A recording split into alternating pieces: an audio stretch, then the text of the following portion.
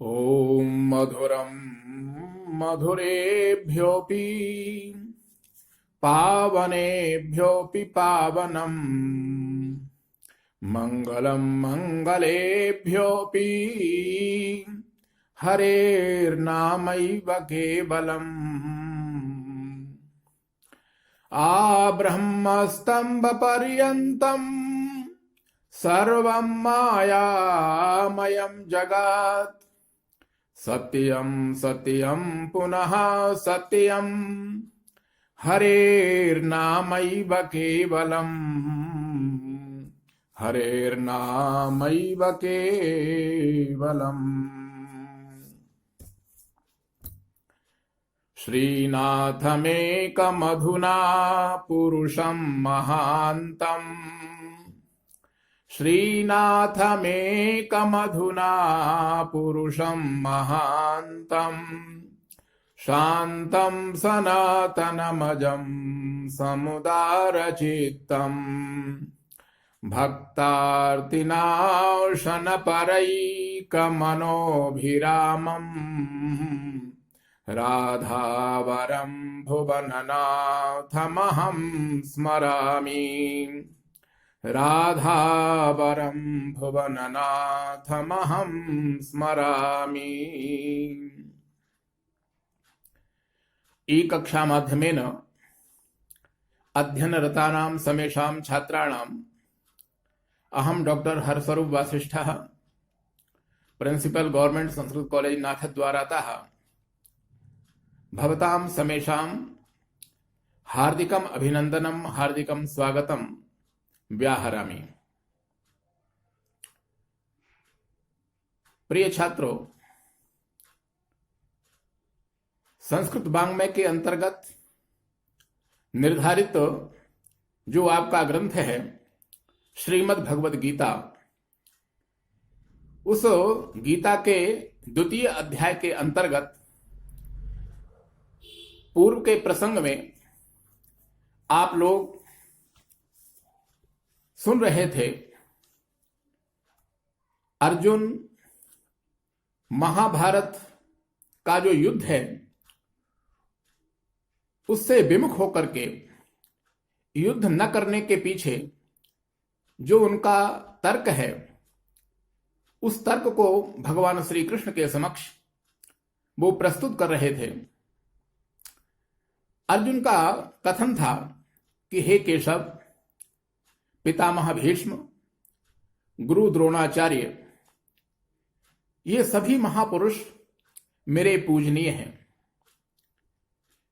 पूजनीय महापुरुषों के विरुद्ध शस्त्र उठाना, उनसे युद्ध करना, इस कर्म को मैं पाप समझता हूं। इस युद्ध में अपने पूजनीय महापुरुषों का वध करके जो मुझे पाप लगेगा, मैं उससे बचना चाहता हूं। इसलिए ये मेरी जो कायरता है वह किसी भय के कारण नहीं, अपितु धर्म बुद्धि के कारण है। मैं इस युद्ध में मरने से नहीं डर रहा हूं, अपितु मारने से डर रहा हूं। कायरता तो मेरी तब समझी जाती जब मैं इस युद्ध में मरने से डर रहा होता, लेकिन मेरी बुद्धि इन समस्त महापुरुषों के प्रति धर्म बुद्धि है। मैं इनके साथ में युद्ध नहीं करना चाहता। इस प्रकार धर्म बुद्धि के कारण अपना तर्क प्रस्तुत करते हुए युद्ध करने से अर्जुन मना कर रहे हैं। और इसी प्रसंग को आगे बढ़ाते हुए अर्जुन कह रहे हैं कि हे केशव, गुरु न हत्वा हि महानुभावान् श्रेयो भोक्तुं भैक्ष्यमपि लोके हत्वार्थकामास्तु गुरूनिहैव भुञ्जीय भोगान् रुधिरप्रदिग्धान् भुञ्जीय भोगान् रुधिर प्रदिग्धान्। श्लोकेस्मिन् अर्जुनः कथयति भगवन्तं श्रीकृष्णं प्रति यत् हे भगवन्, लोके भीष्मादीनां पूज्यानां हनने महादोषः वर्तते। अतः गुरून् अहत्वा भिक्षान्नेन जीवन निर्वाह श्रेयस्करः। परं हस्तिनापुर राज्यस्य कृते स्वजनानां वधः न श्रेयस्करः। अर्जुन कह रहे हैं कि हे केशव, मैं ऐसा मानता हूं कि इस युद्ध में अगर गुरुजनों का वध मेरे द्वारा होता है और उसके पश्चात मुझे हस्तिनापुर का राज्य मिल भी जाता है, तो वो राज्य मेरे लिए मंगल कारक नहीं होगा, कल्याण कारक नहीं होगा। मुझे उस राज्य से शांति प्राप्ति नहीं होगी। इसलिए इन गुरुजनों का वध किए बिना भिक्षावृत्ति से अगर मुझे संसार में जीवन यापन करना पड़ता है, तो मैं भिक्षावृत्ति के माध्यम से अपना जीवन निर्वाह करना श्रेयस्कर समझता हूं। क्योंकि यदि इस युद्ध में अपने पूज्य जनों का वध करके मुझे विजयश्री प्राप्त हो भी गई, तो भी मैं अपने इन आत्मीय जनों के रक्त से सना हुआ जो धन है, जो राज्य का सुख है, मैं उसका ही उपभोग करूंगा, जो कि मेरे लिए श्रेयस्कर नहीं है, मंगल कारक नहीं है। इस श्लोक में अर्जुन का यह भाव प्रकट हो रहा है कि यदि मैं युद्ध नहीं करूंगा तो यह निश्चित है कि मुझे हस्तिनापुर का जो राज्य है वह राज्य भी प्राप्त नहीं होगा और जीवन निर्वाह करने के लिए मुझे भिक्षा मांगनी पड़ेगी।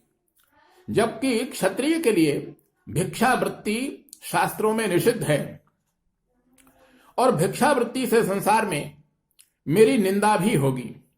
फिर भी हे केशव, अपने आत्मीय जनों का, अपने गुरुजनों का वध करने की अपेक्षा मैं भिक्षावृत्ति के माध्यम से जीवन निर्वाह करना श्रेष्ठ समझता हूं।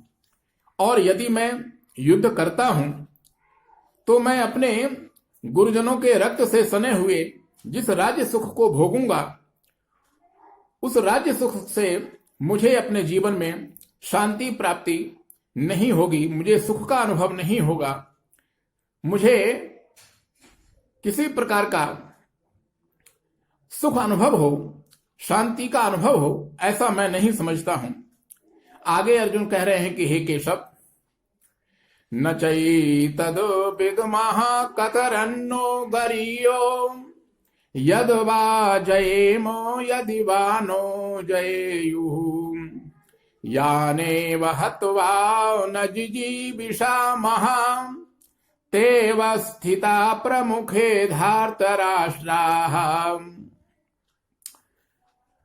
अत्र अर्जुनः कथयति यत् हे भगवन्, इदानीम् अस्माभिः युद्धं करणीयम् अकरणीयं वा?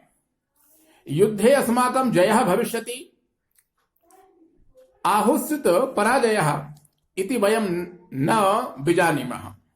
परम् एतत् सत्यं यत् यानेव हत्वा न जिजीविषामः वयं ते धार्तराष्ट्राः इदानीम् अस्माकं सम्मुखे अवस्थिताः वर्तन्ते। अर्जुन कह रहे हैं कि हे भगवान, इस समय दो पक्ष हैं। एक पक्ष तो यह है मेरा कि मैं युद्ध नहीं करना चाहता, मैं पाप से बचना चाहता हूं। दूसरा पक्ष है आपका कि मैं क्षत्रिय हूं और क्षत्रिय को अपने युद्ध से, धर्म युद्ध से कभी भी विमुख नहीं होना चाहिए। तो ये जो दो पक्ष हैं, इन दोनों पक्षों में मेरे लिए श्रेयस्कर पक्ष कौन सा है मैं नहीं समझ पा रहा हूं। कतरन्नो गरीयः, ये जो दोनों पक्ष हैं, युद्ध करना अथवा युद्ध नहीं करना, इन दोनों पक्षों में कौन सा पक्ष मेरे लिए श्रेयस्कर है मैं नहीं जानता। दूसरी बात, इस युद्ध में हम इनको जीतेंगे अथवा ये हमको जीतेंगे, हमें विजयश्री प्राप्त होगी अथवा पराजय प्राप्त होगी, ये बात भी हम लोग नहीं जानते।